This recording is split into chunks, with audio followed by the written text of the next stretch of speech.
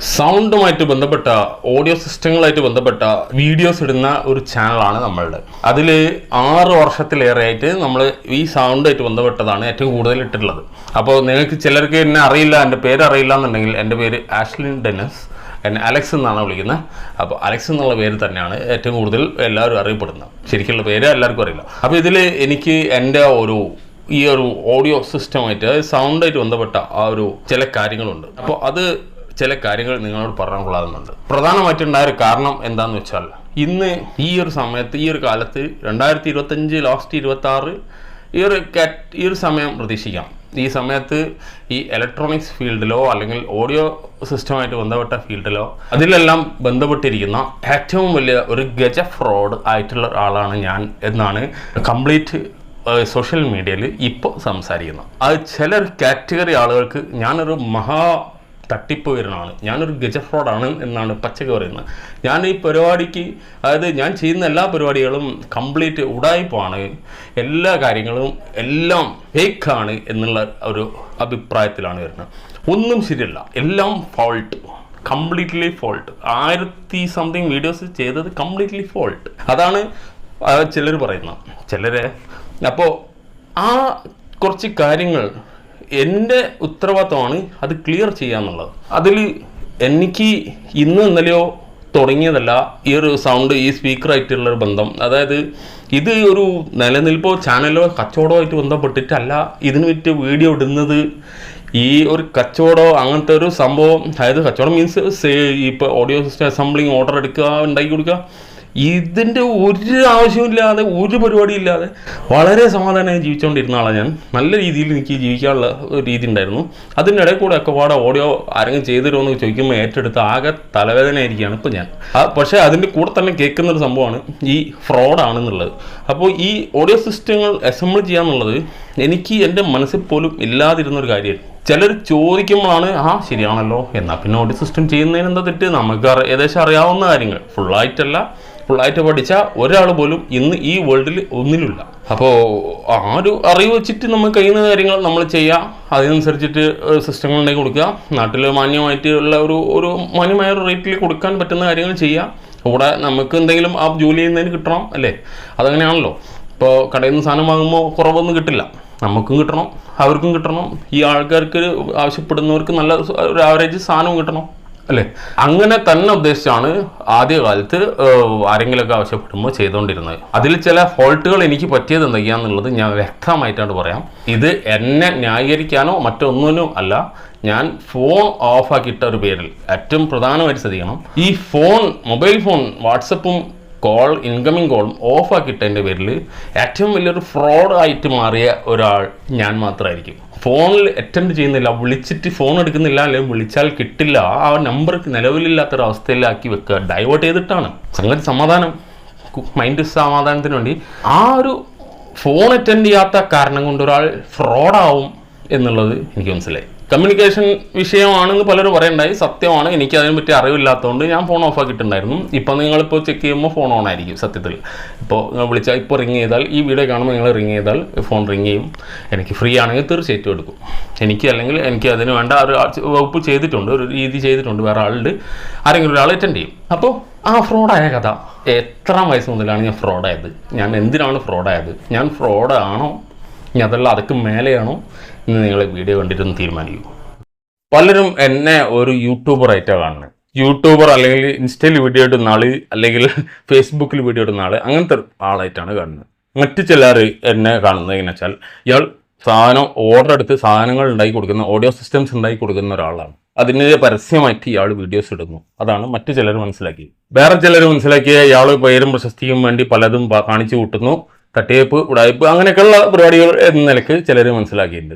അതിൻ്റെ ഭാഗമായിട്ടുള്ള ചില കമൻസിൽ ഒരു ഇൻസ്റ്റാ കമൻ്റാണ്, ഇനി നിർത്താനായില്ലേ, വീഡിയോ ഇടൽ നിർത്താനായില്ലേ, അതാണ് ഉദ്ദേശിക്കുന്നത്.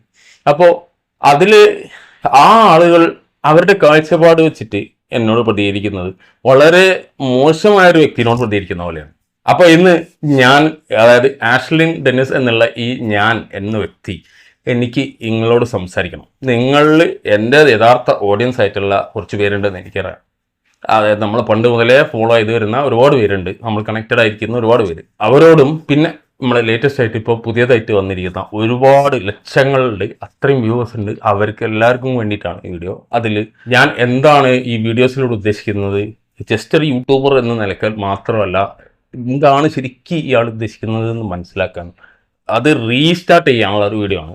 എൻ്റെ ഒരു 700ാമത്തെ മറ്റൊരു വീഡിയോയ്ക്ക് ശേഷം ഞാൻ യഥാർത്ഥത്തിൽ എല്ലാവരോടും സംസാരിക്കാൻ പോകുന്നത് ഇന്നാണ്. അതൊരു റിവ്യൂ മറ്റും ഇഷ്ടപ്പെടാത്ത ഒരുപാട് കാര്യങ്ങളാണ് ചെയ്തുകൊണ്ടിരുന്നത്. ഞാൻ ഒരു പ്ലാൻ ചെയ്ത് മെനക്കെട്ട് ചാനൽ തുടങ്ങി കണ്ടന്റ് ക്രിയേറ്റർ ആവണം എന്ന് വിചാരിച്ചിരുന്ന ഒരാളൊന്നല്ല. ഞാനൊരു ബിസിനസ്സുകാരനുമല്ല, ഇതുവരെ ഞാനൊരു ബിസിനസ്സുകാരനല്ല. ഇനി ചിലപ്പം മാറും, ബിസിനസ്സുകാരനായി കൂടെ ഇല്ല. അതൊക്കെ ഓരോരുത്തരുടെ സാഹചര്യങ്ങളാണല്ലോ. അതുപോലെ തന്നെ ഈ വീഡിയോസ് ഇടുന്നത് ഒരിക്കലും ഒന്നും ഉണ്ടാക്കാൻ വേണ്ടിയിട്ടുള്ള ഓർഡറിന് വേണ്ടിയിട്ടല്ല. ഇനി അങ്ങനെ ഇടാനും പോകുന്നില്ല. ഞാൻ ഒരു 80s and 90s കാലത്തിലുള്ള സൗണ്ട് ഇഷ്ടപ്പെടുന്ന ഒരാളാണ്. അതാണ് അതിൻ്റെ സത്യം. എൻ്റെ വീഡിയോസിലെ ആദ്യത്തെ ഒരു 100, 500, 700 വീഡിയോസോളം നിങ്ങളിപ്പോൾ ശ്രദ്ധിച്ചിട്ടുണ്ടായിരുന്നെങ്കിൽ നിങ്ങൾക്ക് അറിയുന്നവരെന്നെ അറിയാം. നമ്മൾ ഏറ്റവും കൂടുതൽ സംസാരിച്ചിരുന്നത് സൗണ്ടിനെ പറ്റിയാണ്. സൗണ്ട് എങ്ങനെ ഇരിക്കണം, സൗണ്ട് എങ്ങനെ അറിയണം, നമുക്കത് എങ്ങനെയാണ് ഇഷ്ടം, ഈ സൗണ്ടിനെ പറ്റി മാത്രമേ സംസാരിച്ചുള്ളൂ. ഒരു ഡിവൈസിനെ പറ്റി നമ്മൾ പറഞ്ഞിട്ടുണ്ടായിരിക്കില്ല. നമ്മൾ സൗണ്ടിനെ പറ്റി ഒരുപാട് സംസാരിച്ച് പിന്നീട് ആ ഡിവൈസുകൾ കയറിയിരുന്നു. ഈ സൗണ്ട് ഉണ്ടാക്കുന്ന ഡിവൈസുകൾ ഏതൊക്കെയാണ്, എങ്ങനെയാണ് അതെങ്ങനെ വരുന്നത്, അങ്ങനെയുള്ള കുറച്ച് ടിപ്സ്. പിന്നെ ചിലത് സൗണ്ട് ഉണ്ടാക്കാൻ വേണ്ടിയിട്ട് നമുക്ക് എന്തൊക്കെ തരം ചെയ്യാം, ആംപ്ലിഫയർ ചെയ്യാം, ഏത് സ്പീക്കേഴ്സിൽ ഇങ്ങനെ സൗണ്ട് വരും, ഇങ്ങനത്തെ കാര്യങ്ങൾ നമ്മൾ പറയാൻ തുടങ്ങി. അങ്ങനെയാണ് മാറി മാറി റിവ്യൂസും പ്രോഡക്ട്സും ഓർഡേഴ്സും അങ്ങനെയൊക്കെ ആയി മാറിയത്. ഓർഡർ മീൻസ് അസംബിൾ ചെയ്യാൻ, ഓർഡർ സിസ്റ്റം അസംബിൾ ചെയ്യാൻ. പക്ഷെ അതിൽ ചില ആളുകൾക്ക് വേണ്ടി ചെയ്തതിൽ ശരിക്കും അവർ നമ്മൾ കണക്റ്റഡ് ആയിരുന്നുള്ള, നമ്മളായിട്ട് നല്ല കണക്റ്റഡ് ആയിരുന്ന ചില ആളുകൾക്ക്, അത് ശരിക്കും മനസ്സിലായ ആളുകൾക്ക് നമ്മൾ ചെയ്തിരുന്ന ചില സാധനങ്ങൾക്ക് അതിന് സമയമോ അതിൻ്റെ വിലയോ അതൊന്നും അവിടെ വിഷയമില്ലായിരുന്നു. ആ വന്നവർക്ക് അത് അങ്ങനെയുള്ള സാധനങ്ങൾ ഉണ്ടാക്കി അത് പ്ലേ ചെയ്യുമ്പോൾ അതിനൊരു വാം ഉണ്ടായിരുന്നു. അതിനൊരു ഒരു സൗണ്ട് ഉണ്ട്. അതായത് നിങ്ങൾക്ക് അതിൻ്റെ വാം ബാസ് അല്ലെങ്കിൽ ഒരു സോഫ്റ്റ് ആയിട്ടുള്ള ഹൈസ് അല്ലേ, അതൊക്കെ ഒരു ഫീലാണ്. അതൊന്നും പറഞ്ഞാൽ മനസ്സിലാവില്ല. സത്യം പറഞ്ഞാൽ എനിക്ക് ഈ സൗണ്ട് എന്ന് പറയുന്നത് എൻ്റെ ഒരു മനസ്സിൽ അതൊരു ഇമോഷനാണ്. അത് ശരിക്കും ഒരു ലൗഡ് ഭയങ്കര ഒച്ചയുള്ള ഒരു സാധനമല്ല, അത് ഒരു ഇമോഷൻ തന്നെയാണ്. ആ ഇമോഷനിലേക്കാണ് ഞാൻ ഒരു മ്യൂസിക് പ്ലേ ചെയ്യുമ്പോൾ ഞാൻ പോകാറ്. അപ്പോൾ ഇത് എപ്പോഴാണ് തുടങ്ങിയത്, എനിക്ക് ഈ ഇമോഷണൽ കോണ്ടാക്ട്, ഈ ഒരു സൗണ്ട് ആയിട്ടുള്ള ബന്ധം എങ്ങനെയാണ് തുടങ്ങിയത് എന്നുള്ളത് പറഞ്ഞുതരാം. അപ്പോൾ ഞാൻ പറഞ്ഞല്ലോ, ഞാൻ 80s 90s ആ ഒരു കാലത്തിൽ നമ്മൾ ചെറിയ കുട്ടിക്കാലത്ത് വീട്ടിൽ ജീവിച്ചിരുന്ന ആളുകളാണെന്ന് പറഞ്ഞല്ലോ. ആ കാലത്ത് ഇതുപോലെ ഒരുപാട് സൗണ്ട് സിസ്റ്റങ്ങൾ, അതായത് സ്പീക്കേഴ്സ് ആയിട്ടും ആംപ്ലിഫയറുകൾ, ഹാൻഡ് മെയ്ഡ് ആംപ്ലിഫയേഴ്സ്, അതുപോലെ തന്നെ വിൻറ്റേജ് ആംപ്ലിഫയേഴ്സ്, വാൽവുകൾ, ഇതെല്ലാം എൻ്റെ ചുറ്റും നമ്മളെ വീടിൻ്റെ കൊലായിൽ, നമ്മളെ ഓഫീസ് റൂമിൽ, അവിടെ ഇവിടെയൊക്കെ ആയിട്ട് ഒരുപാടുണ്ടായിരുന്നു. കാരണം എൻ്റെ അങ്കിൾ ഒരു ഓഡിയോ ഭ്രാന്തനായിരുന്നു, സൗണ്ട് ഭ്രാന്തൻ. നല്ല വെയിറ്റുള്ള സൗണ്ട്, ബാസ് ട്രബിൾ കൂട്ടാതെ വെയിറ്റ് കിട്ടണമെന്ന് ആദ്യമായിട്ട് പറഞ്ഞതാണ് എൻ്റെ അങ്കിളാണ്. അവരുടെ ആഗ്രഹപ്രകാരം ഇങ്ങനത്തെ ഒരുപാട് സ്പീക്കേഴ്സ് ഞാനും എൻ്റെ അങ്കിളും കൂടി വർക്ക് ചെയ്യണ്ടായി. ഞാൻ കുട്ടിയായിരുന്നു. അപ്പോൾ കപ്പാസിറ്ററൊക്കെ ആദ്യമായിട്ട് കാണുകയാണ്, റെസിസ്റ്റേഴ്സ് ആദ്യമായിട്ട് കാണുകയാണ്, സ്പീക്കർ ആദ്യമായിട്ട് കാണുകയാണ്, സ്പീക്കർ ബോക്സ് ആദ്യമായിട്ട് കാണുന്നു, ട്വിറ്റർ ആദ്യമായിട്ട് കാണുന്നു. അതിനാട്ടിലൊരു ഉള്ളിലുള്ള സാധനങ്ങൾ, അത്ഭുതം, എല്ലാം അത്ഭുതമുള്ള കാലം. അത്ഭുതം ഉണ്ടാകുന്ന ഏറ്റവും വലിയ അത്ഭുതം വരുന്നത് വെച്ചാൽ ഓരോ മ്യൂസിക്കിൻ്റെയും സൗണ്ടുകൾ അതിലൂടെ വരുമ്പോൾ അത് എങ്ങനെ വരുന്നു എന്ന് അറിയാനുള്ള ക്യൂരിയോസിറ്റി, അതിൻ്റെ അത്ഭുതം, അത് ആ എക്സ്പീരിയൻസ് വേറെ തന്നെയാണ്. അതിപ്പോൾ എനിക്കത് ഫീൽ ചെയ്യാൻ പറ്റുന്നുണ്ട്. ആ അത്ഭുതം ഇപ്പോഴും ഉണ്ട്. ഇപ്പോൾ പിയാനോ സ്പീക്കർ ആദ്യം എടുത്തപ്പോൾ ആ അത്ഭുതം ഉണ്ട്. ഇപ്പോൾ ഈ സ്പീക്കർ സ്വീറ്ററാണ്, ഇതെടുത്തപ്പോൾ ഇതിനോട് ആ അത്ഭുതം ഉണ്ട്. പക്ഷേ ഇത് എങ്ങനെ വർക്ക് ചെയ്യും, അതെങ്ങനെ വർക്ക് ചെയ്യും എന്നുള്ളത് നമുക്കറിയാം. കാരണം ഇതിൽ നിന്ന് വരുന്ന സൗണ്ടും അതിൽ നിന്ന് വരുന്ന സൗണ്ടും നമ്മൾ ചെറിയൊരു വ്യത്യാസമുണ്ട്. അത് കേട്ട് മനസ്സിലാക്കാൻ വേണം. അതൊരു എക്സ്പീരിയൻസ് ആണ്, ഒരു ഫീലാണ്. അതാണ് ആ 90s മ്യൂസിക് അല്ലെങ്കിൽ ആ 90s കാലഘട്ടത്തിൽ ഉണ്ടായിരുന്ന ഓഡിയോ സിസ്റ്റംസ് പ്ലേ ചെയ്യുമ്പോൾ ഉണ്ടായിരുന്ന സൗണ്ട്. അത് നമുക്ക് 2025 ലൈക്ക് 20s, അതായത് ഈ കാലത്തുള്ള ഒരു ഓഡിയോ സിസ്റ്റത്തിലും നിങ്ങൾക്ക് എന്ത് തന്നെ ചെയ്താലും അത് കിട്ടാൻ സാധ്യമല്ല. ആ ഒരു റേറ്റിൽ ഹൈ പ്രൈസിൽ നിങ്ങൾക്ക് അത് എത്തിക്കാൻ പറ്റും. ആ ഒരു സൗണ്ട് ക്വാളിറ്റി അതിന് ഹൈ പ്രൈസ്, വളരെ ഹൈ പ്രൈസ് പോകും. പക്ഷേ അന്ന് അതിൻ്റെ ആവശ്യമില്ലായിരുന്നു. അന്ന് വളരെ സിമ്പിളായിട്ട് എത്തിക്കാവുന്ന കാര്യങ്ങളെ ഉണ്ടായിട്ടുള്ളൂ. അതായത് വലിയ വിലയൊന്നുമില്ല. ഒരു 40 റുപ്യ മുതൽ സ്പീക്കർ ഓഫർ കിട്ടിയിരുന്ന ഒരു കാലം ഉണ്ടായിരുന്നു. പിന്നീട് 100, 120 അങ്ങനെ കയറിപ്പോയിരുന്നാണ് ഇപ്പോഴത്തെ വില. അപ്പോൾ ആ ഒരു ഇതിന് വലിയ അധ്വാനമില്ലായിരുന്നു. പക്ഷെ അന്ന് അതിന് വരുമാനം കുറവാണ്. പക്ഷെ എന്നാലും എങ്ങനെയൊക്കെയോ തട്ടിപ്പടച്ച് അത് ചെയ്യുമായിരുന്നു. വളരെ ത്രില്ലിംഗ് ആയിരുന്നു സൗണ്ട് എന്ന് പറഞ്ഞാൽ. അതായത് വളരെ ഇമോഷനാണ്, വളരെ ഇമോഷൻ എന്താണെന്ന് വ്യക്തമായിട്ട് പറഞ്ഞുതരാം. ആ ഒരു ക്യൂരിയോസിറ്റി പ്ലസ് ഇമോഷനാണ് ഇന്നും എനിക്ക് സൗണ്ട് എന്ന് പറഞ്ഞല്ലോ. ഈ സൗണ്ട് വർക്ക് ചെയ്യുന്നതിന്റെ കപ്പാസിറ്ററെ കാണുമ്പോൾ അത്ഭുതം നല്ലതാണ്. ഇതിന്റെ ടെക്നോളജി എന്താണെന്ന് എനിക്കറിയില്ല. ടെക്നോളജീനെ കാട്ടും നമ്മൾ സൗണ്ടിനെ മാത്രമല്ല നമ്മൾ ഇഷ്ടപ്പെട്ടിരുന്നത്, സൗണ്ട് സിസ്റ്റം, ആ സൗണ്ട് ഉണ്ടാക്കുന്നതിനാണ്. ഒരു ഓർക്കസ്ട്ര ആയാലും ശരി, ഒരു റേഡിയോ ആയാലും എന്തിനായാലും ഒരു സൗണ്ട് സിസ്റ്റത്തിൽ നിന്ന് വരുന്ന സൗണ്ടിനാണ് നമ്മളെല്ലാവരും ഇഷ്ടപ്പെട്ടുള്ളത്. ഒരു ഡയറക്റ്റ് ഒരു സ്റ്റേജിൽ ഒരാളോ അല്ലെങ്കിൽ ഒരു ഓർക്കസ്ട്രയോ ഡയറക്റ്റ് പാടുമ്പോൾ സൗണ്ട് സ്പീക്കേഴ്സ് ഇല്ലാതെ ഡയറക്റ്റ് ആ സ്റ്റേജ് എക്സ്പീരിയൻസ് നേരിട്ടാണ് കേൾക്കുന്നതെങ്കിൽ അത് നമുക്ക് ചിലപ്പോൾ എൻജോയ് ചെയ്യാൻ പറ്റിയെന്നില്ല. പക്ഷെ അതൊരു സൗണ്ട് സിസ്റ്റത്തിലൂടെ കേൾക്കുമ്പോൾ നമ്മളത് എൻജോയ് ചെയ്യും. അതാണ് നമ്മൾ മറ്റുള്ളവരായിട്ടുള്ള വ്യത്യാസം. അത് എൻജോയ് ചെയ്യാൻ പറ്റുന്നത് അത് ആ രീതിയിലുള്ള സൗണ്ട് ആണെങ്കിൽ മാത്രമാണ്. ഒരു തരം ഡങ്കണക്ക പാട്ടുണ്ടല്ലോ, ഇപ്പോഴത്തെ മ്യൂസിക്കിന് ഞാൻ പറയുന്ന ഒരു പേരാണ് ഡങ്കണക്ക. ആ ടൈപ്പ് മ്യൂസിക് ആണെങ്കിൽ അത് എനിക്ക് ഇഷ്ടപ്പെടാറില്ല. ഞാനത് ഒഴിവാക്കികൾ. നമ്മളെ ഒരു കാലഘട്ടത്തിലെ മ്യൂസിക് ഉണ്ട്, അത് തന്നെയാണ് ഇപ്പോഴും എനിക്കിഷ്ടം. ഞാൻ ഇപ്പോൾ മാറാൻ സാധ്യത വളരെ കുറവാണ്. ആ മ്യൂസിക് കേൾക്കാൻ, ആ മ്യൂസിക് കേട്ടിരുന്ന രീതിയിലേക്കുള്ള സൗണ്ട് സിസ്റ്റം ഉണ്ടാക്കുന്നതിനാണ് എനിക്ക് താല്പര്യം. അതും ഓർഡറല്ല, അത് ഉണ്ടാക്കിയിട്ട് നമ്മൾ പ്ലേ ചെയ്യും, നമ്മളെ സന്തോഷം, അത് മാത്രമേ ഇഷ്ടമുള്ളൂ. ആ സന്തോഷം, ആ ഇഷ്ടങ്ങളും ആ ചെയ്യുന്നത് എങ്ങനെയാണെന്നും ആ ഒരു കാര്യങ്ങൾ എങ്ങനെ അതിലേക്ക് വർക്കൗട്ട് ചെയ്തു എന്നുള്ളതാണ് ആദ്യ കാലത്തുണ്ടായിരുന്ന എൻ്റെ വീഡിയോസ്. അന്നൊക്കെ പറഞ്ഞിരുന്ന ആ സൗണ്ടുകളിൽ ചിലത് നമ്മൾ നല്ല കംഫർട്ടബിൾ ആയിരിക്കും, റിലാക്സ് ആവും. ചില സൗണ്ട്, ചില മ്യൂസിക് നല്ല പവർഫുൾ ആയിരിക്കും. അത് ആ സൗണ്ട് സിസ്റ്റത്തിലൂടെ രണ്ടും നമുക്ക് എക്സ്പീരിയൻസ് ചെയ്യാൻ പറ്റും, പവർഫുൾ. മറ്റൊരു സൗണ്ട്, ഒരു തരം മ്യൂസിക് ചില സൗണ്ട് സിസ്റ്റത്തിലൂടെ പ്ലേ ചെയ്യുമ്പോൾ നമ്മളെ വീട്ടിലെത്തും. നമ്മൾ ഒന്ന് കണ്ണടച്ചാൽ നമ്മളെ കുട്ടിക്കാലത്തെത്തും.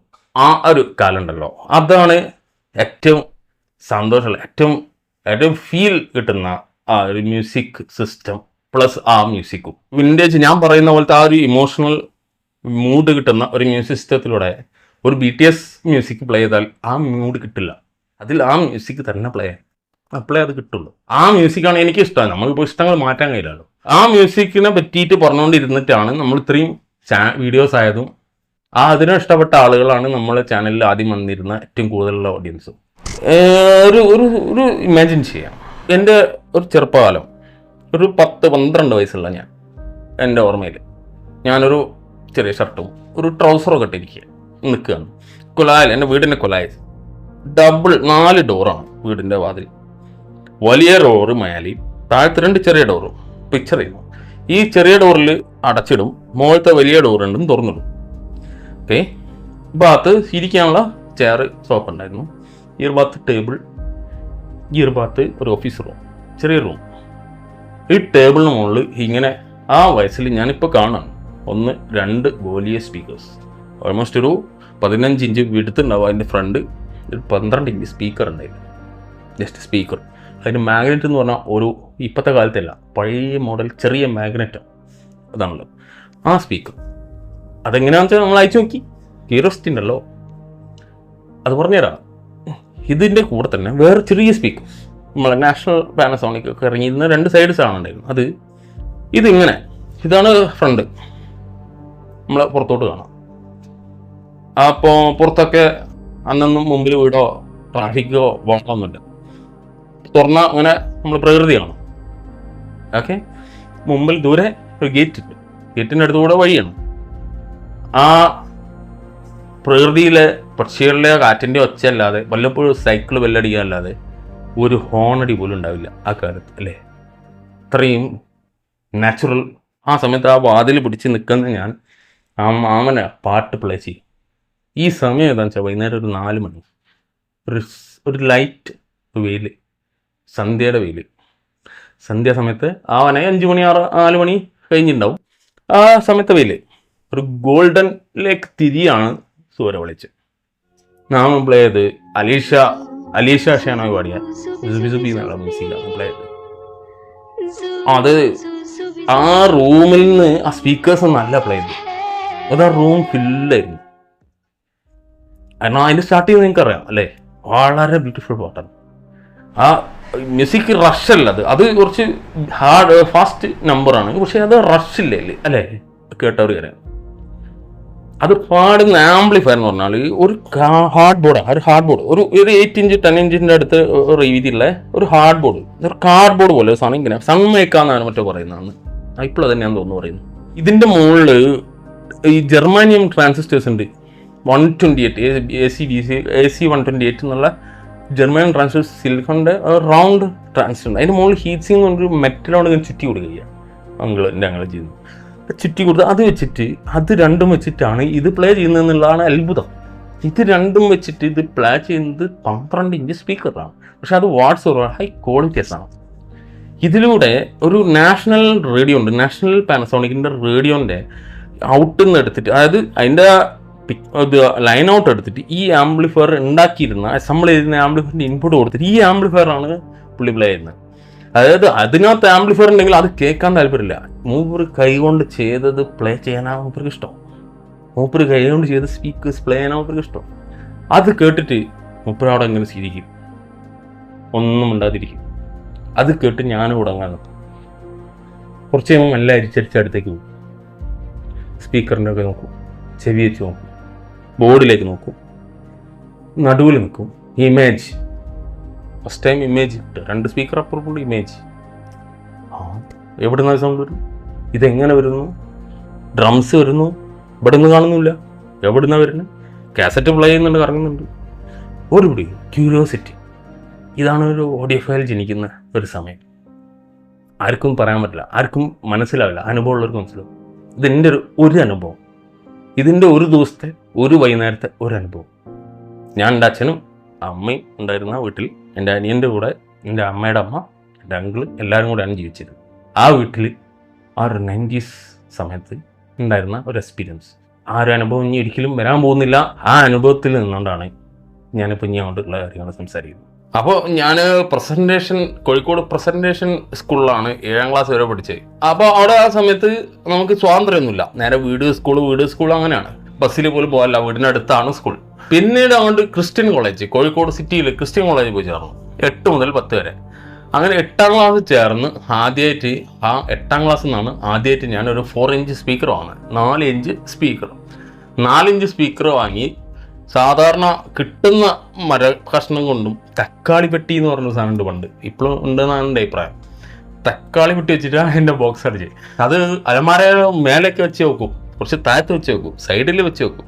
അങ്ങനെയൊക്കെ വെച്ച് നോക്കി എവിടെ നിൽക്കുകയോ എന്തൊക്കെയോ നമ്മൾ നേരം ചെക്ക് ചെയ്യുക. നമ്മൾ കുട്ടിയായിരുന്നല്ലോ, നമുക്ക് അറിയില്ല അതെന്താ സംഭവിക്കണം. നമ്മൾക്ക് സൗണ്ട് അവിടെ വെക്കുമ്പോൾ ഒരു മാറ്റം, ഇവിടെ വെക്കൊരു മാറ്റം, ഇവിടെ നിന്ന് മാറ്റം, അങ്ങനെ ഓരോ ഇതും അന്ന് ചെക്ക് ചെയ്യുക. ഇതെന്താ ഇങ്ങനെ വരുന്നത്. അപ്പോൾ നമ്മൾ എക്സ്പീരിയൻസിൽ നമ്മൾ അന്ന് ചില കാര്യങ്ങൾ മനസ്സിലാക്കിയിട്ട് അതനുസരിച്ചാണ് പിന്നീട് അങ്ങനെ ഒരു സ്പീക്കർ കാണുമ്പോൾ നമ്മളത് വിലയിരുത്തുക. എല്ലാവരും അങ്ങനെയാണ് അല്ലേ, നമ്മൾ എക്സ്പീരിയൻസ് വെച്ചാണ് വിലയിരുത്തുക. അങ്ങനെ അത് മനസ്സിലാക്കാൻ വേണ്ടിയിട്ട് അന്ന് ഗൂഗിൾ സെർച്ച് ഇല്ല, ഇപ്പോൾ എന്തെങ്കിലും ഒരു ബുക്കില്ല. ആകെ കിട്ടാൻ സാധ്യത ഉണ്ടായിരുന്ന EFI ആണ്. EFI ഞാൻ വന്ന് 8ാം ക്ലാസ് പകുതിയായപ്പോഴാണ്, ഏകദേശം ഡിസംബർ അടുപ്പിച്ച് EFI കിട്ടുന്നു. ഫസ്റ്റ് EFI ബസ്സിൻ്റെ പൈസ പിസ്കി വെച്ച് വേണം വാങ്ങാൻ. വീട്ടുകാർക്കൊന്നും ഇഷ്ടമല്ലായിരുന്നു ഞാനിതൊന്നും ചെയ്യുന്നത്. എൻ്റെ അച്ഛനൊക്കെ എന്നെ വീട്ടിൽ നിന്ന് ഗെറ്റ് ഔട്ട് അടിക്കും. എപ്പോഴും അച്ഛൻ പ്രശ്നം ഉണ്ടാക്കും, ബോക്സ് ഉണ്ടാക്കുന്ന, ചെറുപ്പത്തിലെ കുത്തിരുന്ന് പെട്ടിയൊക്കെ ഉണ്ടാക്കുന്നുണ്ടല്ലോ, ആരും കാണാതെ ചെയ്യാം. പിന്നെ എന്ന് പറഞ്ഞാൽ നമ്മുടെ നാട്ടിലുള്ള ഷോപ്പുകൾ, സ്പെയർ വെക്കുന്ന ഷോപ്പ്, അന്ന് കോഴിക്കോട് ഏറ്റവും പഴയ സീനിയറായിട്ടുള്ളായിരുന്ന വോയിസ് ഓഫ് കേരള എന്നുള്ള ഒരു ഷോപ്പുണ്ട്. അവിടെ പോയിട്ടാണ് ഞാൻ ചില കാര്യങ്ങളൊക്കെ ചോദിക്കുക. അവർ എനിക്ക് ചില കാര്യങ്ങൾ ജസ്റ്റ് എന്ന് പറഞ്ഞു തരും. സ്ഥിരം പോകുന്നൊരു കുട്ടിയല്ലേ, ബാഗും തൊള്ളിട്ട് യൂണിഫോം ഡ്രസ്സിൽ പോകുന്നതല്ലേ, അപ്പോൾ ചില കാര്യങ്ങളൊക്കെ പറഞ്ഞു തരും. ചില കാര്യങ്ങൾ അപ്പോൾ പറയും അത് ഇങ്ങനെയാണ്, അതൊക്കെ നിങ്ങൾക്ക് ചെയ്യാൻ പറ്റില്ല എന്ന് പറയും. കാരണം അപകടം പിടിച്ച കാര്യമാണല്ലോ, കറണ്ടായിട്ട് ബന്ധപ്പെട്ടല്ലേ, അപ്പോൾ ഇങ്ങനെ ചെയ്യാൻ പറ്റില്ല. അങ്ങനെ ഞാൻ ചോദിക്കും ബാറ്ററിയിൽ ഉപയോഗിക്കുന്നു. അപ്പം ബാറ്ററി വെച്ചിട്ടാണെങ്കിൽ 2 ബാറ്ററി വെച്ചാലും അതൊരു 10 മിനിറ്റ് കിട്ടൂല, അപ്പോഴത്തേക്ക് തീരും. അങ്ങനെ ചെറിയ ബോർഡുകൾ അന്ന് ഞാൻ എൻ്റെ അങ്കിള് പറഞ്ഞ പോലെ AC 128 ഒക്കെ വെച്ചിട്ടാണ് നമ്മൾ ട്രാൻസിസ്റ്റേഴ്സ്, ജർമ്മനിയൻ ട്രാൻസിസ്റ്റേഴ്സ് മറ്റൊക്കെ വെച്ചിട്ടാണ് ഈ ആംപ്ലിഫയർ ഉണ്ടാക്കിയിരുന്നത്. അതന്നെ അത് കിട്ടാൻ പ്രയാസമാണ്. അങ്കിളുടെ കയ്യിൽ കുറേ ഉണ്ടായിരുന്നു. മൂപ്പര് നല്ല പൈസ ഉള്ള ആളാണ്, റിച്ചാ, നമ്മളെ പോലെ ഇല്ല. അങ്ങനെ ഈ അങ്കിളിൽ നിന്ന് ചിലതൊക്കെ ചോദിച്ച് വാങ്ങും, ചിലതൊക്കെ ഞാൻ വാങ്ങും, റെസിസ്റ്റേഴ്സ് വാങ്ങും, കപ്പാസിറ്റേഴ്സ് വാങ്ങും. എന്നിട്ട് അത് സോൾഡറിങ് ചെയ്യാനില്ല, മാമൻ തരില്ല, അങ്കിൾ തരില്ല. അപ്പോൾ നമ്മൾ പിരിച്ചിടും. ഹാർഡ് സൺമേക്ക അതിൻ്റെ ഉള്ളിൽ കൂടെ ഓട്ടാക്കിയിട്ട്, അല്ലെങ്കിൽ ഹാർഡ് ബോർഡിൻ്റെ ഉള്ളിൽ കൂടെ ഓട്ടായിട്ട് കാലുകൾ പിരിച്ചിട്ടിട്ടാണ് ഫസ്റ്റത്തെ ബാറ്ററി ഇല്ലാത്ത റേഡിയോ ഉണ്ടാക്കി അതിൻ്റെ സൗണ്ട് ഹെഡ്ഫോൺസിലൂടെ കേട്ട്. ഹെഡ്ഫോൺസ് ഉണ്ടായിരുന്നു വീട്ടിൽ, ഹെഡ്ഫോൺസിലൂടെ കേട്ട്, വലിയ ഒരു തരം ഹെഡ്ഫോൺസ് ഉണ്ടായിരുന്നു. അതിലൂടെ ഈ ഗ്യാങ് കണ്ടൻസർ, വലിയ ഗ്യാങ്ങാണ് ഇപ്പം നമ്മളെ കിട്ടുന്ന ഇപ്പോഴത്തെ ഗ്യാങ് കണ്ടൻസർ അല്ല, ഗ്യാങ് കണ്ടൻസർ തിരിക്കുമ്പോൾ അതിൽ നമുക്ക് ബാറ്ററി ഇല്ലാതെ തന്നെ നമുക്ക് റേഡിയോ ചാനൽസ് കിട്ടും. ആ ചാനലിൻ്റെ ക്വാളിറ്റി എന്ന് പറഞ്ഞാൽ അൺബിലീവബിൾ ക്വാളിറ്റിയാണ്. അത്രയ്ക്കും ക്വാളിറ്റിയിൽ ഒരു നോയ്സില്ലാതെ ക്ലീൻ സൗണ്ട്, അടിപൊളി സാധനം. അങ്ങനെയാണ് പിന്നീട് അത് ബാറ്ററി ഇട്ടിട്ട് ചെയ്യാൻ തുടങ്ങി. പിന്നീട് സ്റ്റേജുകൾ വെച്ച് ഓസിലേഷൻ ഡിറ്റക്ഷൻ അങ്ങനെ ഓരോ സ്റ്റേജുകൾ ചെയ്ത് ഓരോന്നും പഠിച്ച് റേഡിയോയിലാണ് ഗെയിം. റേഡിയോ പഠിച്ച് അന്നും ഈ സൗണ്ട് ശ്രദ്ധിക്കുക. നമ്മൾ റേഡിയോയിൽ നമുക്ക് നമ്മളെ അങ്കിളിൻ്റെ എൻ്റെ ഫസ്റ്റത്തെ ആൾ അങ്കിളിൻ്റെ ഒരു ഡയറക്ഷൻ അനുസരിച്ചിട്ട് ഷോർട്ട് വേവിലാണ് കളിക്കുക. ഷോർട്ട് വേവിൽ നല്ല ഇംഗ്ലീഷ് ഡയലോഗ്സ് വരും. അതിൻ്റെ ആ വെയിറ്റ് ട്യൂണിങ്ങിൽ കറക്റ്റാക്കി എടുത്തിട്ട് അത് നമ്മൾ ശ്രദ്ധിക്കും. അതിൻ്റെ ആ വെയിറ്റ് എന്നിട്ട് നമ്മൾ മീഡിയം ബാൻഡിലേക്ക് മാറ്റാൻ സ്വിച്ച് ഒന്നുമില്ല. ജസ്റ്റ് ഡിറ്റക്ടർ കോയിലിൻ്റെ കണക്ഷൻ്റെ വയറുകൾ ഇങ്ങനെ നിൽക്കുന്നുണ്ടാവും. ഇതുകൾ മാറ്റി കൊടുക്കുക ചെയ്യുക. അങ്ങനെ മാറ്റി കൊടുക്കുമ്പോൾ നമ്മളെ ഗ്യാങ് അഡ്ജസ്റ്റ് ചെയ്യുമ്പോൾ നമുക്ക് കോഴിക്കോട് കിട്ടുമ്പോൾ ആ ഒരു ഇത് രണ്ടും തമ്മിലുള്ള വെയിറ്റ്. കാരണം ഇംഗ്ലീഷ് ചാനലിൽ ഒരു പ്രത്യേക ക്വാളിറ്റിയാണ് സൗണ്ട്. മലയാളത്തിൻ്റെ സൗണ്ട് ക്വാളിറ്റി ഇല്ലെന്നല്ല, മലയാളത്തിൻ്റെ സൗണ്ടും ഇംഗ്ലീഷ് ചാനലിൻ്റെ സൗണ്ടും നിങ്ങൾ ശ്രദ്ധിച്ചാൽ അറിയാം. അതൊരു വെയിറ്റുള്ള സൗണ്ടും മലയാളത്തിലൊരു ഫ്ലാറ്റ് സൗണ്ടും രണ്ട് തരം. ഇതൊക്കെ നമ്മൾ അന്നേ കേട്ട് ഭ്രാന്തായിട്ടാണ് നമ്മൾ ഒരു സൗണ്ട് ഭ്രാന്തനായി മാറിയത്. ഞാൻ ഈ 90s-ലും 80s-ലും കേട്ടിരുന്ന മ്യൂസിക് എന്ന് ഞാൻ എപ്പോഴും പറഞ്ഞുകൊണ്ടിരിക്കുന്നത് മാക്സിമം ഇംഗ്ലീഷാണ്. ഇംഗ്ലീഷ് മ്യൂസിക്, അതായത് ഞങ്ങൾ പറഞ്ഞല്ലോ ഇപ്പോൾ സുബി പാടി എന്ന് പറഞ്ഞാൽ അത് മൂപ്പരയിൽ കുറച്ച് കാലക്ഷൻ റെക്കോർഡുണ്ട്, അതിനകത്ത് കുറച്ച് സാധാ റെക്കോർഡുണ്ട്, നമ്മളെ ഗ്രാംഫോൺ റെക്കോർഡ്സ്. അത് കാസറ്റ് റെക്കോർഡ്സിൽ ഒരുപാട് ഇംഗ്ലീഷ് ഉണ്ട്. അപ്പോൾ അതൊക്കെ കേട്ട് അതിൽ നിന്നാണ് അങ്ങനെ സ്റ്റെപ്പ് വെച്ച് ഇപ്പോഴും ഏറ്റവും കൂടുതൽ 90s-ലും 80s-ലും ഒക്കെ ഉണ്ടായിരുന്ന ഇംഗ്ലീഷിലാണ് ഏറ്റവും കൂടുതൽ കേട്ടിട്ടും ഇഷ്ടപ്പെട്ടിട്ടുള്ളത്. അത് തന്നെയാണ് ഇപ്പോഴും പലപ്പോഴും ആ ഒരു കാലത്തേക്ക് ഓർമ്മകളിലേക്ക് തിരിച്ചു പോകാൻ ഞാൻ ഉപയോഗിക്കുന്നു. ഓരോരുത്തർക്കും ഓരോ രീതിയാണ്. എനിക്ക് എൻ്റെതായ സൗണ്ട് ഭ്രാന്താണ്, ചിലർക്ക് മറ്റെന്തെങ്കിലും തരം ഇമോഷനാണ്. നമ്മളെ നാട്ടിൽ റേഡിയോ പോലത്തെ സാധനങ്ങൾ, ചെറിയ സൗണ്ട് ഉണ്ടാക്കുന്ന സാധനങ്ങൾ മാത്രമുള്ളപ്പം നമ്മളൊരു വിധം ചെറിയൊരു ബേസ്, ഒരു ട്രബിൾ, ഒരു സൗണ്ടിലുള്ള പാട്ട് ഇത് കേൾക്കുമ്പോൾ തന്നെ നമ്മൾ വീട്ടിൽ നിന്ന് കേൾക്കുകയാണല്ലോ. അപ്പോൾ തന്നെ പലരും ചോദിക്കാൻ തുടങ്ങി, ഫാദർ കൊണ്ടുവന്നാണോ അല്ലെങ്കിൽ എവിടെ നിന്ന് വാങ്ങി? നമ്മൾ അല്ലാതെ ഇങ്ങനെ ഒരു ടൗൺ കിട്ടും, അത് വാങ്ങി ചെയ്താണ്. അത് ശരി. അപ്പോൾ കാണാൻ വരാൻ തുടങ്ങി. അതായത് ആ സൗണ്ട് കേട്ടിട്ട് അങ്ങനെ കേട്ടിട്ടില്ലല്ലോ, അങ്ങനെ എവിടേക്കോ കേട്ട അനുഭവം അതൊരാൾ വീട്ടിൽ നിന്ന് കേൾക്കുന്നു. അത് നമ്മളായിട്ട് നല്ല പരിചയമുള്ള ആളുകൾ നമ്മുടെ അടുത്ത് വന്നിട്ട് അത് കാണാനും അത് നോക്കാനും തുടങ്ങിയപ്പോൾ എനിക്ക് അത്ഭുതമായി. ഇതൊന്നും ഇവരും കണ്ടിട്ടില്ല. അപ്പോൾ അത്ഭുതമുള്ളത് എനിക്ക് മാത്രമല്ല, അങ്ങനെയുള്ള ആളുകൾ നമ്മൾ നാട്ടിൽ തന്നെ ഉണ്ടെന്ന് മനസ്സിലായി. നമ്മൾ അതേപോലെ തന്നെ ഓരോ പുതിയ അനുഭവങ്ങൾ കാണുമ്പോൾ ക്യൂരിയോസിറ്റി ഉള്ള ആളുകൾ നമ്മളെ നാട്ടിൽ തന്നെ ഉണ്ട്. പലരും പഴയ ജീവിത പ്രശ്നം കൊണ്ട് അതൊക്കെ മറച്ച് വെച്ചിട്ട് ഓടുകയാണ്. രാവിലെ ഓടുന്നു വൈകുന്നേരം വരുന്നു. അപ്പോൾ എനിക്ക് എന്തായാലും എൻ്റെ ജീവിതത്തിൽ ഇപ്പോൾ നല്ലൊരു സ്ട്രഗിൾ ടൈം, ഏകദേശം 58 ഓർഡർ ഉള്ളത് 14 ഓർഡറിലേക്ക് മാറ്റി. ഇപ്പോൾ 14 പെൻഡിങ് ഉണ്ട്. ആ 14 മാറ്റി അത് തീർന്നു കഴിഞ്ഞാൽ ഞാൻ എൻ്റെ ആ ഒരു ലൈഫിലേക്ക് ഞാൻ തിരിച്ചു പോകുക എന്നുള്ളതാണ് എൻ്റെ ഉദ്ദേശം. എല്ലാവരും വിചാരിക്കും ഞാൻ ചിന്തിക്കുന്നത് ഒരു പരാജയമാണ്. പക്ഷെ അതല്ല. അവരവരെ മനസ്സിന് ഏറ്റവും സന്തോഷമുള്ള, ഏറ്റവും സ്ട്രഗിളില്ലാത്ത, ഏറ്റവും സമാധാനമൊക്കെ കിട്ടുന്ന ഒരു സ്റ്റൈൽ, ഒരു ലൈഫ് സ്റ്റൈൽ അത് ഉണ്ടാക്കുക എന്നുള്ള എൻ്റെ ഉദ്ദേശം. അതിലൂടെ ജീവിക്കാനുള്ള വഴിക്ക് എന്തെങ്കിലുമൊക്കെ വഴി നമ്മൾ അന്നേരം കണ്ടെത്തും. അതാണ് എൻ്റെ അഭിപ്രായം. അങ്ങനെ എല്ലാവിധ അത്ഭുതങ്ങളും കഴിഞ്ഞ് നമ്മൾ അതിൽ ആ സൗണ്ട് ഉണ്ടാക്കാൻ വേണ്ടി ശ്രമിക്കുന്ന ആ ഒരു ടൈം എത്തും. നമ്മൾ സ്വന്തമായിട്ട് ആ ഒരു ഹൈ ക്വാളിറ്റി ഉണ്ടാക്കണം എന്നുള്ള ആ ഒരു ചിന്ത വന്നു കഴിഞ്ഞിട്ട് അതിന് വേണ്ടിയിട്ട് നമ്മൾ ശ്രമിക്കാൻ തുടങ്ങുമ്പോൾ നമുക്കവിടെ ഒരുപാട് കാര്യങ്ങൾ പഠിക്കേണ്ടതുണ്ടാവും. അപ്പോൾ അങ്ങനത്തെ കാര്യങ്ങൾ പഠിക്കലായിരുന്നു കുറച്ച് കാലം. ഇത് സ്വന്തമായിട്ടാണ് പഠിക്കുന്നത്. നമുക്ക് പോയി പഠിക്കാനുള്ള സൗകര്യങ്ങളും ഫെസിലിറ്റിയും ഇല്ല. അപ്പോൾ സ്വന്തമായിട്ട് ഏതൊക്കെ സോഴ്സ് ഉണ്ടോ അതിലൂടെയൊക്കെ കേട്ടും വായിച്ചും മനസ്സിലാക്കി അത് ടെസ്റ്റ് ചെയ്ത് എക്സ്പീരിയൻസ് ചെയ്ത് അങ്ങനെയാണ് അതിലൂടെ എങ്ങനെ ഇതൊക്കെ ഇങ്ങനെ ആവണം, എന്തൊക്കെ തരത്തിൽ സൗണ്ട് എങ്ങനെ വരാൻ സാധിക്കും, ക്വാളിറ്റിയിലേക്ക് എത്താൻ എങ്ങനെ പറ്റും. ഇപ്പോൾ ഒരു എക്സാമ്പിൾ, ഒരു എഡിഫയറിൻ്റെ ഒരു ബോക്സാണ് ഈ കാണുന്നത്. എഡിഫയർ ഒറിജിനലാണ്. അപ്പോൾ ഇതിൻ്റെ ആ ഒരു ക്വാളിറ്റിയിലേക്ക് നമുക്ക് ഇപ്പോൾ സ്വന്തമായിട്ട് ബിൽഡ് ചെയ്യാൻ പറ്റുമോ, നമ്മൾക്ക് സ്വന്തമായിട്ട് നമ്മുടെ തന്നെ ഡ്രൈവേഴ്സ് വെച്ച് നമുക്ക് അതിൻ്റെ അകത്തേക്ക് എല്ലാ കാര്യങ്ങളും ചെയ്ത് ബിൽഡ് ചെയ്യാൻ പറ്റും. അതിന് എന്തൊക്കെ ചെയ്യണം, എവിടെയൊക്കെ എന്തൊക്കെ ചാലഞ്ച് ഉണ്ട്, അതെല്ലാം പഠിച്ച് മനസ്സിലാക്കിയിട്ടാണ് ഞാനിപ്പോൾ ഈ ഒരു സെറ്റപ്പിൽ, അതായത് ഞാൻ ഏറ്റവും കൂടുതൽ പഠിച്ചത് സ്പീക്കേഴ്സ്, ഡ്രൈവേഴ്സ്, അതിനെ പറ്റിയാണ്. ഇതിലേക്ക് ഉണ്ടാകുന്ന ആംപ്ലിഫയർ സിസ്റ്റത്തിനെ പറ്റി കൂടുതലല്ല. അത് ഞാൻ കൂടുതൽ പഠിച്ചത് ആംപ്ലിഫയർ സിസ്റ്റങ്ങളെ പറ്റി കൂടുതൽ പഠിച്ചത് നമുക്കിത് കൊടുക്കേണ്ട, സെയിൽ ചെയ്യേണ്ട ആവശ്യം വന്നപ്പം നമുക്ക് ആ ക്വാളിറ്റി നിലനിർത്തണം. നമ്മൾ ആദ്യം ബ്രാൻഡ് ആംപ്ലിഫയേഴ്സ് സിസ്റ്റങ്ങൾക്ക് വേണ്ടിയിട്ട് സ്പീക്കേഴ്സ് ചെയ്യുക എന്നുള്ളതായിരുന്നു ഉദ്ദേശിച്ചത്. ആ ക്വാളിറ്റിയിലേക്ക് തന്നെ ബിൽഡ് ചെയ്ത് കൊണ്ടുവരിക. അവിടുന്ന് മാറി ഫുൾ സിസ്റ്റത്തിലേക്ക് ആവശ്യങ്ങൾ വന്നപ്പോൾ ആ ഫുൾ സിസ്റ്റം പഠിക്കാൻ തുടങ്ങി. അപ്പം മനസ്സിലായി ഇവിടെ നമുക്ക് അവൈലബിൾ ആയിരിക്കുന്ന ഒരുപാട് സാധനങ്ങളിൽ ആ ക്വാളിറ്റി ബിൽഡ് ചെയ്തെടുക്കാൻ പറ്റില്ല. അതിനു വേണ്ടി ക്വാളിറ്റിയിൽ ബിൽഡ് ചെയ്തെടുക്കണമെങ്കിൽ ഒരുപാട് ഫണ്ട് ചിലവുണ്ട്. നല്ല രീതിയിൽ ഇൻവെസ്റ്റ് ചെയ്താൽ മാത്രമേ നല്ല ഔട്ട്പുട്ട് ക്വാളിറ്റി ഉള്ള ആംപ്ലിഫയേഴ്സ് ചെയ്തെടുക്കാൻ പറ്റുള്ളൂ. സ്പീക്കേഴ്സ് ഇപ്പോൾ ക്വാളിറ്റി ആക്കിയാലും ആംപ്ലിഫയേഴ്സ് പരാജയം നിൽക്കും. അതുപോലെ തന്നെ ആംപ്ലിഫയേഴ്സ് ക്വാളിറ്റി ചെയ്തെന്ന് വിചാരിക്കുക, ഇനി അഥവാ ഏതെങ്കിലും രീതിയിൽ പുറത്തുനിന്ന് വരുത്തിച്ച് ചെയ്തെന്ന് വിചാരിക്കുക.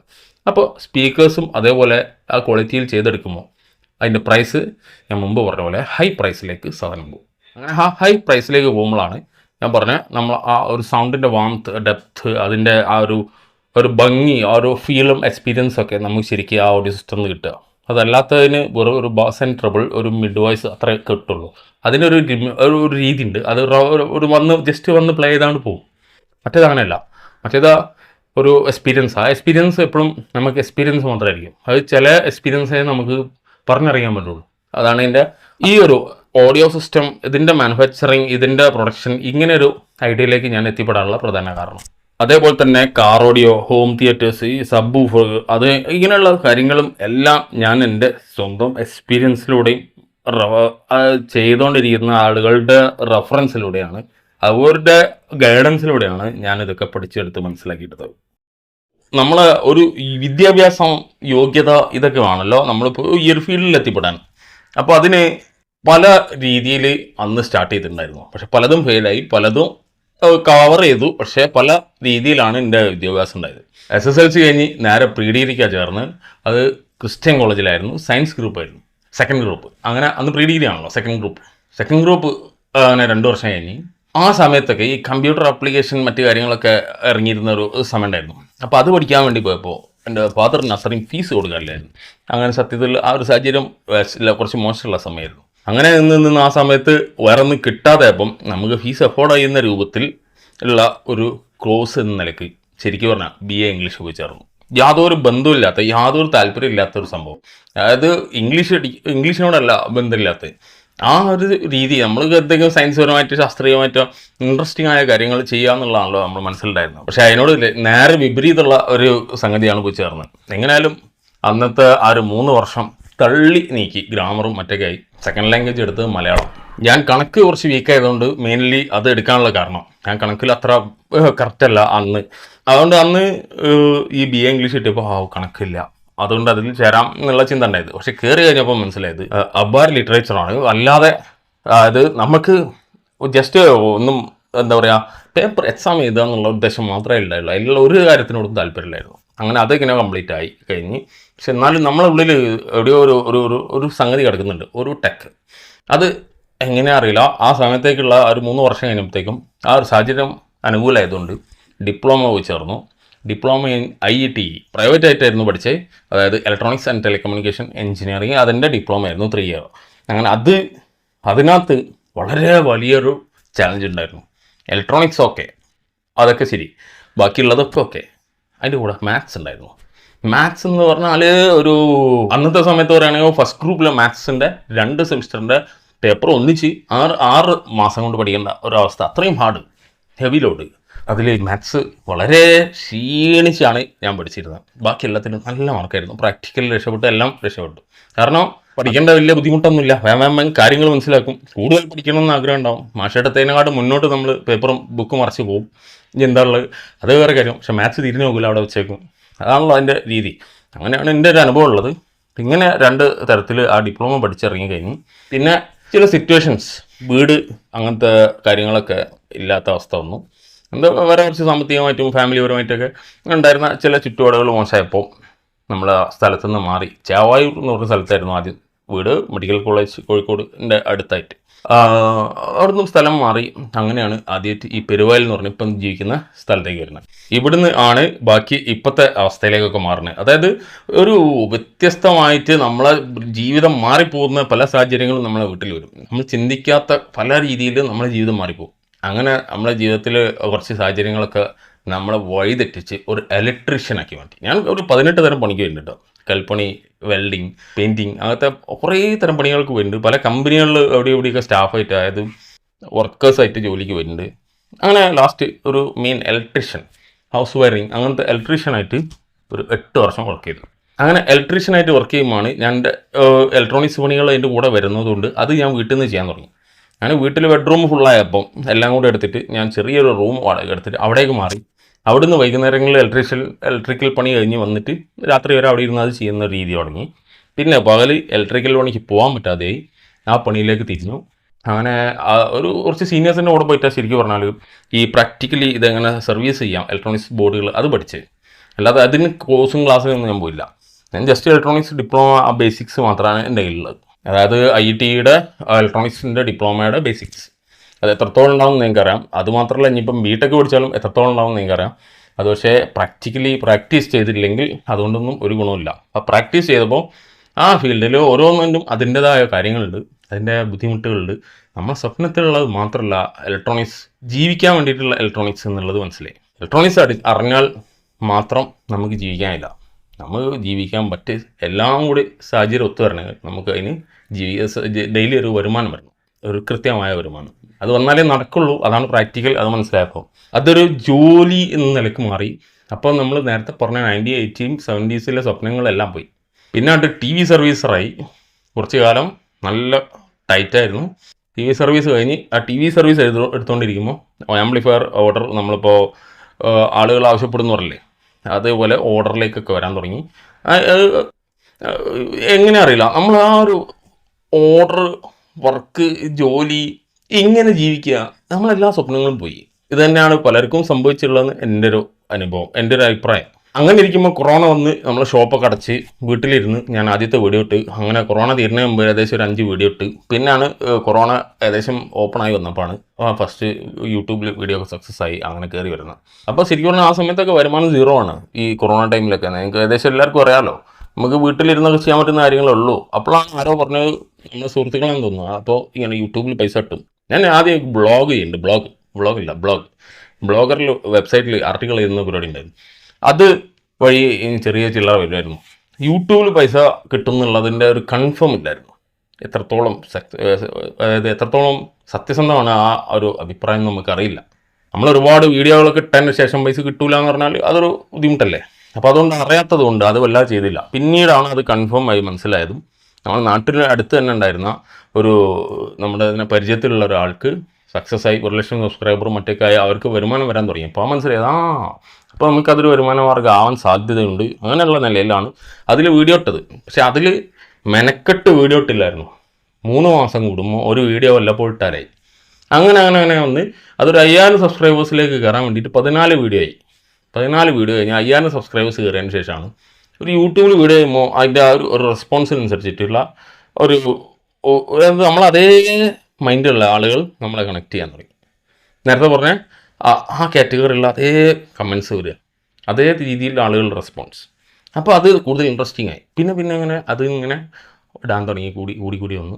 പക്ഷെ നമ്മൾ ജോലി ചെയ്യുന്ന ഷോപ്പല്ലേ, നമ്മൾ സർവീസ് വരുന്നില്ലേ, അതൊക്കെ അതിൻ്റെ കൂടെ വീഡിയോസിൽ വരും. അങ്ങനെയാണ് TV സർവീസൊക്കെ ആദ്യം കാണിച്ചിരുന്നത്. പിന്നെ ആംപ്ലിഫയർ സർവീസിങ് ആയി. ആ കാലത്ത് ഇന്നത്തെ പകുതി സാധനങ്ങളും കൂടി ഇറങ്ങുന്നില്ല എന്നുള്ളത് എനിക്കറിയാം. അത് കൊറോണ കഴിഞ്ഞ ആ ടൈമിൽ പിന്നീടാണ് ഇത്രയും വിപ്ലവകരമായിട്ട് ഓഡിയോയിൽ ഇത്രയും വലിയ മാറ്റങ്ങൾ വന്നുള്ളത്. അപ്പോൾ കുറേ സാധനങ്ങൾ, കുറേ ഇമ്പ്രൂവ്ഡ് സാധനങ്ങൾ ഇപ്പോൾ വരാൻ തുടങ്ങിയത്. അപ്പോൾ അങ്ങനെ ഓർഡർ എടുത്തിട്ടും യൂട്യൂബിലൂടെ ഓർഡർ എടുത്തിട്ടും അങ്ങനെയൊക്കെ പാടെ നമുക്ക് നല്ല രീതിയിൽ സാമ്പത്തികമായിട്ടുള്ള ഇടപാടുകൾ കൃത്യമായി നോക്കി കൈകാര്യം ചെയ്യാനുള്ള അറിവില്ലാത്തതുകൊണ്ട് സാമ്പത്തിക ഇടപാട് ഭയങ്കര ഒരു സയൻസാണ്. അത് എങ്ങനെ മെയിൻറ്റെയിൻ ചെയ്യണം, എങ്ങനെ മാനേജ് ചെയ്യണം എന്നറിയില്ലെങ്കിൽ പൈസ പോണ വഴിയാണല്ലോ. ഇത് ഒരു ഇതിലേക്ക് ചെയ്യാനുള്ള ഇൻവെസ്റ്റ് ചെയ്തിരിക്കുന്ന പൈസ, അല്ലെങ്കിൽ ബിസിനസ്സിലുള്ള പൈസ എടുത്ത് വീട്ടു ചെലവ് നടത്താൻ പാടില്ല. അതൊക്കെ നമ്മൾ സ്വയം പഠിക്കുക, ആരും പറഞ്ഞു തരാനില്ല. കാരണം നമുക്ക് അതിന് വേണ്ടി ഗുരുക്കന്മാരില്ല. ഇപ്പം ഇലക്ട്രോണിക്സിന് പറഞ്ഞു തരാൻ ചെറുപ്പത്തിലെ ഒരു ഗുരുവായിട്ട് അങ്കിൾ ഉണ്ടായിരുന്നു. പിന്നീട് നമ്മൾ ക്ലാസ്സും മറ്റു കാര്യങ്ങളും അറിവുകളൊക്കെ അന്വേഷിച്ച് പോകുമല്ലോ. അതുപോലെ ഈ ഒരു കാര്യത്തിന് ഇപ്പോൾ അറിവ് പറഞ്ഞു തരാൻ ആളില്ല. ഒരു സാമ്പത്തിക ഇടപാട് കൃത്യമായിട്ട് എങ്ങനെ ചെയ്യണം. അപ്പോൾ അതുകൊണ്ടത് പല രീതിയിൽ പോകുമ്പോൾ നമ്മൾ പല സ്ഥലത്തും ബ്ലോക്ക് ആവുക. ആ ബ്ലോക്ക് സാമ്പത്തിക ഇടപാട് ഒരു പ്രാവശ്യം ഒരു ബുദ്ധിമുട്ടായി കഴിഞ്ഞാൽ അത് എപ്പോഴും അതിങ്ങനെ വളരുള്ളൂ. ആ ബുദ്ധിമുട്ട് അത് സോൾവ് ചെയ്യാൻ നല്ല ഹാർഡ് വർക്ക് ചെയ്താലേ സോൾവ് ചെയ്യാൻ പറ്റുള്ളൂ ഒരു സാധാരണക്കാരന്. അതാണ് എനിക്ക് സംഭവിച്ച ആദ്യത്തെ പരാജയം. ഈ നിലവിൽ എനിക്ക് 14 ഓർഡർ പെൻഡിങ് ഉണ്ട്. ഈ 14 ഓർഡർ ഫിനിഷ് ചെയ്യുന്നതാണ് എൻ്റെ ലാസ്റ്റ് അറ്റംപ്റ്റ്. അത് കഴിഞ്ഞാൽ പിന്നെ ഓർഡേഴ്സ് ഇല്ല. പിന്നെ നമ്മളിപ്പോൾ ഇതുപോലെ പ്രൊഡക്ഷനൊക്കെ പറഞ്ഞ പോലെ ചെയ്ത് വെച്ചിട്ട് നിങ്ങൾക്ക് ഇഷ്ടമുള്ളപ്പോൾ സമയമുള്ളപ്പോൾ വന്നിട്ട് കേട്ടിരിക്കുക. ഇഷ്ടപ്പെട്ടെങ്കിൽ അത് നിങ്ങൾക്ക് ഒക്കുന്നൊരു പൈസക്കാണെങ്കിൽ വാങ്ങുക, അല്ലെങ്കിൽ ജസ്റ്റ് ഇവിടെ വരിക, എൻജോയ് ചെയ്യുക. അതാണ് എൻ്റെ ഒരു കോൺസെപ്റ്റിൽ ഇനി വരാൻ പോകുന്ന സൗണ്ട്സ്. ഇപ്പോൾ ഒരു സ്പീക്കർ ടെസ്റ്റ് ചെയ്യുമ്പോൾ, ഇപ്പോൾ ഈ പിയാനോ സ്പീക്കർ പ്ലേ ചെയ്യുമ്പോൾ ഞാൻ ശ്രദ്ധിക്കുന്നത് ഒരു ക്യൂരിയോസിറ്റി ഉണ്ട്. നമ്മൾ എന്തെങ്കിലും ഇതിൽ എന്താ ഒരു വ്യത്യാസം, ഇതെങ്ങനെ ഇരിക്കും, ഇതും സ്വീറ്ററായിട്ട് ഇത്ര വ്യത്യാസമുണ്ട്. ഈ ഒരു ക്യൂരിയോസിറ്റി, ഇതൊരു കമ്പാരിസൺ, ഒരു ടെസ്റ്റോ ഒരു എഞ്ചിനീയറിങ് ടെക്നോളജി ഉപയോഗിച്ചുള്ള ഒരു വിലയിരുത്തലൊന്നുമല്ല. നമ്മളെ ഓർമ്മയുള്ള സൗണ്ടായിട്ട് ഇവർ ആരെങ്കിലും മാച്ച് ആവുണ്ടോ എന്നുള്ളതാണ് സത്യത്തിൽ നമ്മൾ ചെക്ക് ചെയ്യുന്നത്. എൻ്റെ അഭിപ്രായം. ഒരു സ്പീക്കർ ബോക്സോ ഒരു ഓഡിയോ സിസ്റ്റം കിട്ടിയാൽ തുറന്ന് നോക്കണം, സ്ക്രൂ വെച്ച് നോക്കണം എന്നുള്ള ആഗ്രഹം, ക്യൂരിയോസിറ്റി, അത് വളരെ സ്വാഭാവികമാണ് നമ്മൾക്ക് എല്ലാവർക്കും. അതിൽ ആ ഒരു ക്യൂരിയോസിറ്റിയിൽ ഞാൻ പ്രതീക്ഷിക്കുന്നതിനാണ്ട് ഒരു അത്ഭുതമോ അല്ലെങ്കിൽ എന്തോ ഒരു വെറൈറ്റി ആയിട്ട് കണ്ടാൽ അത് ഞാൻ ഒരു വീഡിയോ ആക്കി പറയുന്നത് വളരെ സ്വാഭാവികം. കാരണം അത് നിങ്ങളായിട്ട് ഷെയർ ചെയ്യുന്നത് എനിക്കിഷ്ടമാണ്. അങ്ങനെയാണ് അന്നൊക്കെ വീഡിയോ ഇട്ടിരുന്നത്. അതായത് അന്ന് ഞാൻ സെയിൽസ്മാൻ അല്ലായിരുന്നു. പിന്നെയാണ് ഞാൻ ഈ റിവ്യൂസും മറ്റൊക്കെ എടുക്കാൻ തുടങ്ങി. ഊഫർ റിവ്യൂ, ബോർഡ് റിവ്യൂ, അല്ലേ? ആ അനുഭവമുള്ളവർക്കറിയാം, പണ്ട് മുതലേ കാണുന്നവർക്കറിയാം. ഇന്ന് ഈ ഒരു കാലത്തിൽ പക്ഷേ ഒരു വിധം എല്ലാം ഫാസ്റ്റാണ്. കാലം ഫാസ്റ്റ് ആണെന്ന് നമുക്കറിയാം. നമ്മളും ഫാസ്റ്റായിട്ട് തന്നെയാണ് പോകുന്ന കാര്യങ്ങളിൽ. നമ്മൾ കുറച്ച് വൈകി പോയി ചില കാര്യങ്ങൾ മനസ്സിലാക്കാൻ എന്നുള്ളത് ശരിയാണ്. പക്ഷേ നമ്മൾ ക്ലിയർ ചെയ്ത് ഫാസ്റ്റായിട്ട് തന്നെയാണ് മൂവ് ചെയ്യാൻ ഉദ്ദേശിക്കുന്നത്, മൂവ് ചെയ്യാൻ തുടങ്ങിയിട്ടുണ്ട്. ഫോർ എക്സാമ്പിൾ ഇപ്പോൾ റീൽസ് ഫാസ്റ്റാണ്, പെട്ടെന്ന് പരിപാടി ചെയ്യണം, അല്ലേ? മ്യൂസിക് ഫാസ്റ്റാണ്, ലേറ്റസ്റ്റ് മ്യൂസിക്കുകളൊക്കെ കേട്ടറിയാം. അതേപോലെ തന്നെ നമ്മളിപ്പോൾ ഒരു ഷോറൂം പോയാൽ ആ സൗണ്ട് കേൾക്കും, അത് വളരെ ഷാർപ്പാണ്, വളരെ അഗ്രസീവ്, വളരെ ഭയങ്കര സൗണ്ട് അതാണ് കേൾക്കുന്നത്. ഭയങ്കര സൗണ്ട്, എവിടെ അതിൻ്റെ ആ ഒരു സോൾ എവിടെ ഇല്ല, ഭയങ്കര സൗണ്ട്. അത് ഷോറൂമിൽ പോയി നോക്കി ഞങ്ങൾ. ജസ്റ്റ് ഒരു സൗണ്ട് ബാർ അല്ലെങ്കിൽ ഒരു സൗണ്ട് ബാറിലേ ഉള്ളൂ പതിയോ, ഓഡിയോ സിസ്റ്റം വളരെ കുറവാണ്. അത് പ്ലേ ചെയ്ത് കേട്ടോ നോക്കിയേ, ഭയങ്കര സൗണ്ട്, ഭയങ്കര ലൈറ്റ്, ഭയങ്കര പിക്ചർ, മ്യൂസിക്കില്ല, സൗണ്ടില്ല, ഭയങ്കര സൗണ്ടാണുള്ളത്, നമ്മളെ സൗണ്ടില്ല. അവിടെയാണ് വിഷയം. ആ ഒരു ഹോണസ്റ്റി, അതായത് ആ ഒരു സത്യസന്ധമായ സൗണ്ട്, ഉദ്ദേശിക്കുന്നത് എന്താണോ അത് ഉദ്ദേശിച്ചുള്ള സൗണ്ട്. പിന്നെ ആ സൗണ്ട്, ആ മ്യൂസിക് കൊണ്ടുള്ള ഒരു സത്യസന്ധത, എന്താ പറയുക, ഒരു ജെന്യുവൻ മ്യൂസിക്, അത് കുറഞ്ഞില്ലാണ്ടായി വരികയാണ് ഇപ്പോൾ. അപ്പോൾ ആ കാര്യങ്ങൾ ആണ് ആദ്യകാലത്ത് യൂട്യൂബിൽ, ഇൻസ്റ്റയിലും ഫേസ്ബുക്കിലൊക്കെ വന്ന് പറഞ്ഞിരുന്നത്. പിന്നീട് തുടങ്ങിയാന്ന് പറഞ്ഞല്ലോ, അത് യൂട്യൂബിൽ പറഞ്ഞിരുന്നത്.